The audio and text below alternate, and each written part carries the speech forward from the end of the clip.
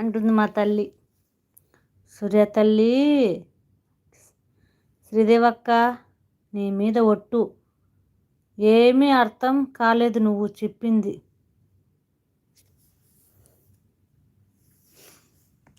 తమ్ముడు, ఇప్పుడు ఫస్ట్ మనం చింతపండుకి నానేస్తాం కదా, వాటర్ వేసి నానబెట్టిన తర్వాత పిసికేసి ఆ గింజలు ఉంటాయి కదా, గింజలు పిప్పి అంతా తీసి పడేసి ఆ తర్వాత ఏం చేస్తావు, ఒట్టిమిరపకాయలు కొంచెం జీలకర్ర వేసి నూనెలో ఫ్రై చేయి. అంటే ఎక్కువ నూనె కన్నా కొంచెం, అర్థమైందా?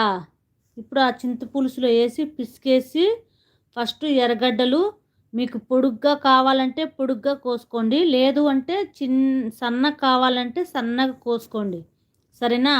ఆ తర్వాత పెనం పెట్టి దాంట్లో ఆయిల్ వేసి, ఆయిల్ వేడైన తర్వాత ఆవాలు, అవి సాసోలు అంటారు కదా, అవి కొంచెం జీలకర్ర వేసిన తర్వాత అది చిట్టుపట్టు అయిపోయిన తర్వాత కొంచెం తెల్లగడ్డలు అంటే ఒక 2 పాయలు 3 పాయలు ఉంటాయి కదా, చిన్న చిన్న ఉప్పులు, అవి దంచుకోండి. దాంట్లో వేసేసిన తర్వాత ఉల్లిపాయలు వేయి. ఉల్లిపాయలు బాగా వేగిన తర్వాత కరివేపాకు కొంచెం వేయి. అలాగే ఒట్టిమిరకాయలు వేయి. బాగా అంతా ఫ్రై అయిన తర్వాత ఇప్పుడు పిసికి పెట్టుకున్నారు కదా, అది దాంట్లో